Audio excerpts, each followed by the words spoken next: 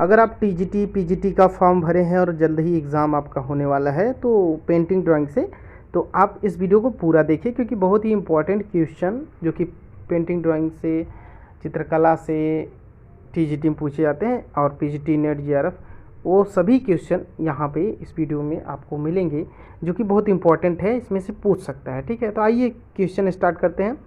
सिंधु सभ्यता के लोग शव के साथ बर्तन एवं अन्य वस्तुएं दफनाते थे, ये कथन है।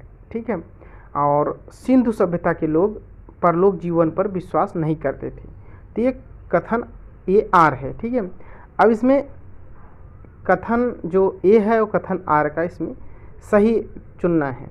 तो इसमें आप जैसा कि देख रहे हैं सी ऑप्शन सही है, ए सत्य है लेकिन आर गलत है। ध्यान दीजिएगा कि सिंधु सभ्यता के लोग परलोक जीवन पर विश्वास नहीं करते थे, यानी ये सब बात गलत है या करते थे। ठीक है, अब आगे क्वेश्चन देखते हैं नेक्स्ट कि हड़प्पा के लगभग नगर सुनियोजित हड़प्पा के नगर सुनिश्चित योजना के अनुसार बनाए गए, और कारण है कि हड़प्पा सभ्यता एक नगरीय सभ्यता का घोतक है। हड़प्पा सभ्यता एक नगरीय सभ्यता का घोतक है। अब इसमें देखिए कथन ए तथा कारण आर दोनों सत्य है, ए की सही व्याख्या आर करता है, यानी हड़प्पा के नगर सुनियोजित योजना के अनुसार बसाए गए थे और हड़प्पा सभ्यता के एक नगरीय सभ्यता का घोतक है। ठीक है, आगे बढ़ते हैं। क्वेश्चन है कि हड़प्पा संस्कृति का दक्षिणोत्तर स्थल है कौन सा, तो दायमाबाद। यहाँ पे हड़प्पा संस्कृति का सभ्यता का जो है जो त्रिभुजाकार में बना है, तो किस दिशा में कौन सा, जैसे मांडा उत्तर दिशा में और दायमाबाद ये दक्षिणोत्तर दिशा में है, और वहीं जो महाराष्ट्र में है हमारा सुतको-गेंडोर, और क्या बोलते हैं उसको ये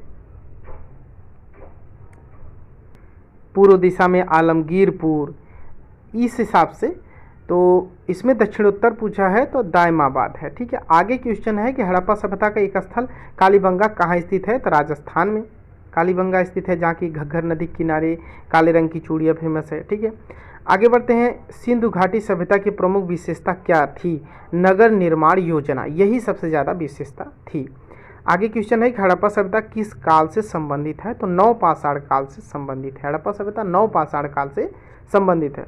आगे बढ़ते हैं। सिंधु सभ्यता वासी किसकी पूजा करते थे, तो आप जानते हैं पशुपति की पूजा करते थे। पशुपति की पूजा सिंधु सभ्यता के वासी पशुपति की पूजा करते थे, और मातृसत्तात्मक यानी वहाँ पे औरतों का राज था, यानी उनको भी पूज्यमान मानते थे, तो मातृसत्तात्मक सत्ता थी और पशुपति का पूजा करते थे। और आगे क्वेश्चन है कि मोहनजोदड़ो का शाब्दिक अर्थ क्या है, तो मृतकों का टीला, यानी मृतकों का वहाँ पे ढेर मिला है, यानी कहा जा सकता है कि युद्ध के कारण वहाँ पे लोग मरे हैं, वहाँ पे इस तरीके से बिखरे हड्डियों का कंकाल मिला है, इसलिए मृतकों का टीला कहा जाता है मोहनजोदड़ो का, जो कि शाब्दिक अर्थ कहा जाता है। ठीक है, आगे क्वेश्चन देखते हैं, बहुत इंपॉर्टेंट क्वेश्चन है। सिंधु सभ्यता कितने वर्गों में बटी है, तो 4 वर्गों में बटी है सिंधु सभ्यता। आगे बढ़ते हैं। सिंधु सभ्यता के सबसे बड़े शिलालेख में कितने अक्षर हैं, तो 15 अक्षर हैं। सिंधुवासी मातृ देवी के रूप में किसके उपासक थे, तो जननी के उपासक थे। सिंधु मोहनजोदड़ो पाकिस्तान में कहाँ स्थित है, तो लरकाना में स्थित है, जैसा कि आप जानते हैं। अब सुमेलित करने के लिए आगे क्वेश्चन दे दिया गया है, इसको कैसे सुमेलित करना है, तो कांस्य नर्तकी कहाँ से प्राप्त हुई है, मोहनजोदड़ो से प्राप्त हुई है।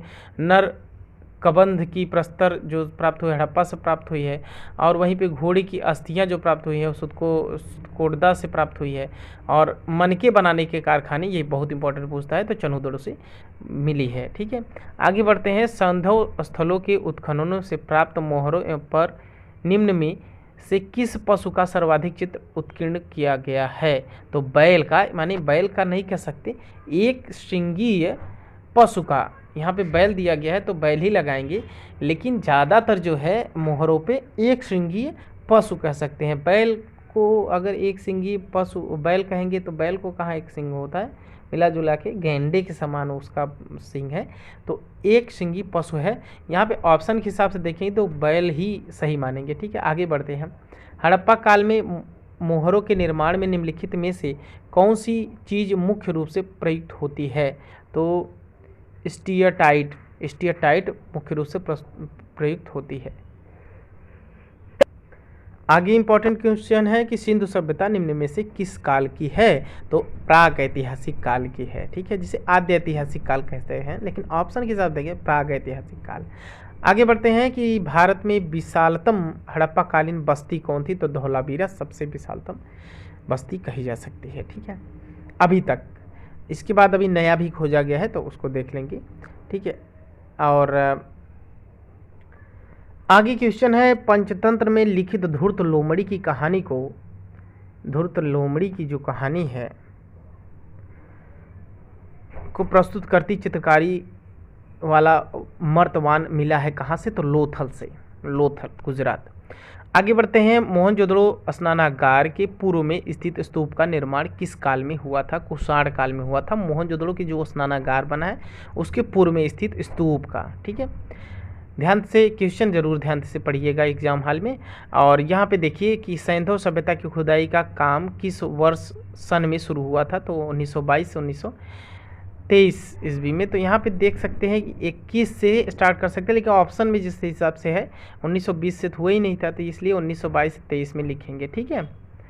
और सैंधव सभ्यता में सवाधान के अवशेष किस स्थल पे मिले हैं? तो वहाँ पे लोथल में मिले हैं सवाधान के अवशेष।